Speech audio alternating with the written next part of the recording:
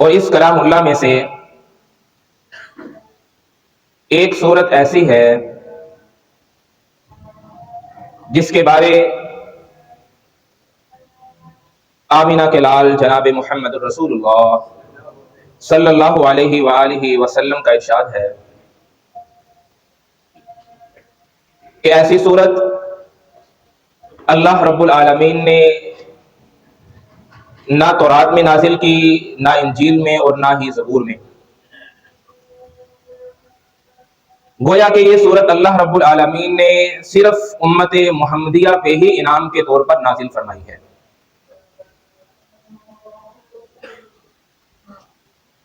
اور وہ ایسی سورت ہے جس کے بارے امام بخاری، امام مسلم اور دیگر کتب احادیث میں سیدنا عبادہ بن صامت رضی اللہ تعالی عنہ کی روایت کو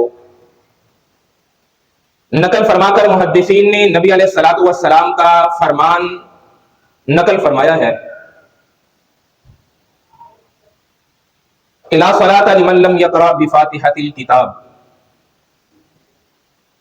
اے میری امت کے لوگوں، اے میرے صحابہ، یہ ایسی صورت ہے کہ جس کے بغیر نماز نہیں ہوتی۔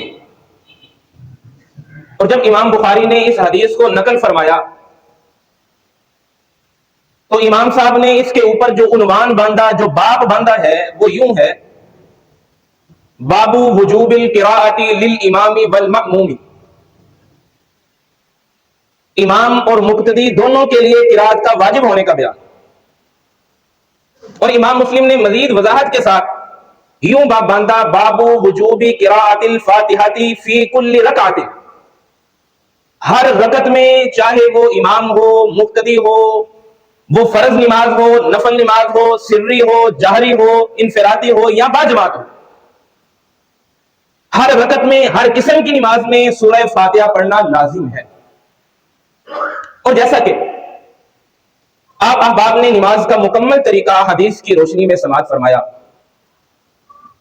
اب نماز کے کچھ ارکان، فرائض ایسے ہیں جن کو اگر چھوڑ دیا جائے تو نماز سرے سے ہوتی ہی نہیں ہے۔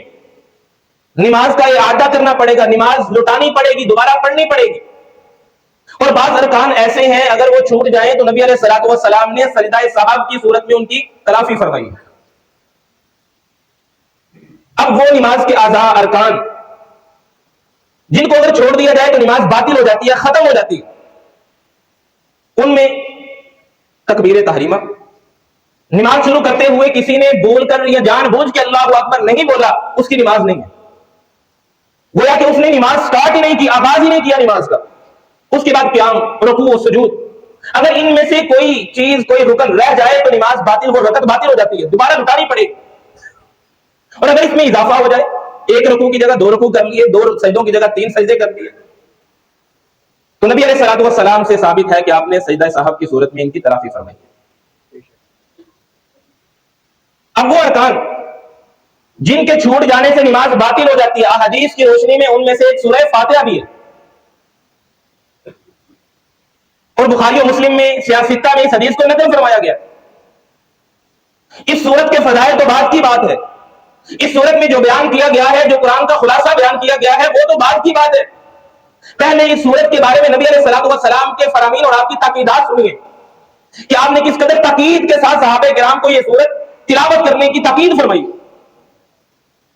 کہ سیدنا ابو ہریرہ رضی اللہ تعالی عنہ وہ بیان کرتے ہیں کہ آپ علیہ الصلوۃ والسلام ایک دن نماز پڑھا رہے تھے، صلی رسول اللہ صلی اللہ علیہ وسلم صبح فثقلت علیہ القراءۃ۔ نماز پڑھاتے پڑھاتے، تلاوت کرتے کرتے آپ پہ تلاوت کرنا بوجھل ہوتا جا رہا تھا، آپ سے پڑھنا مشکل ہوتا جا رہا تھا، اور یوں محسوس ہو رہا تھا جیسے کوئی آپ کا مقتدی آپ کے ساتھ ملنے کی کوشش کر رہا ہے۔ جو صورت آپ تلاوت فرما رہے ہیں، مقتدی بھی وہی تلاوت کرنے کی کوشش کر رہا ہے، آپ کے ساتھ ساتھ پڑھ رہا ہے۔ فلما انصرف، جب نبی رحمت نے سلام پھیرا تو آپ نے پوچھا اتقرؤون خلف امامکم، کیا تم اپنے امام کے پیچھے تلاوت کرتے ہو؟ قلنا نعم واللہ یا رسول اللہ صلی اللہ علیہ وسلم، اے اللہ کے رسول کیوں نہیں، ہم آپ کے پیچھے تلاوت کرتے ہیں۔ آپ نے فرمایا فلا تفعلوا الا بفاتحۃ الکتاب، نہ تلاوت کیا کرو، میرے پیچھے قرات نہ کیا کرو الا بفاتحۃ الکتاب، سوائے سورہ فاتحہ کے۔ اور آپ نے فرمایا فإنه لا صلاة لمن لم يقرأ بفاتحة الكتاب، کیونکہ یہ ایسی صورت ہے، یہ اللہ رب العالمین کا وہ انعام ہے جس کو پڑھے بغیر کسی نمازی کی نماز قبول نہیں۔ اور جب ابو ہریرہ رضی اللہ تعالیٰ عنہ یہ حدیث اپنے شاگردوں کو بتا رہے تھے، سنا رہے تھے، تو ایک شاگرد نے پوچھا فقیل لابی ہریرہ رضی اللہ عنہ کننا نکون وراء الامام، اے استاد محترم ہم تو امام کے پیچھے ہوتے ہیں۔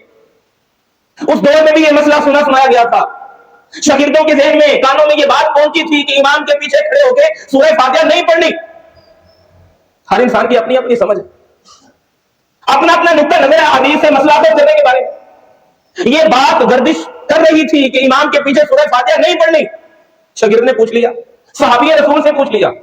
صحابہ کرام کے ذہنوں میں ایسے خیالات پیدا نہیں ہوتے تھے، جتنا نبی علیہ الصلوۃ والسلام نے بتایا اس کو کافی سمجھ کے اس پہ عمل شروع کر دیا۔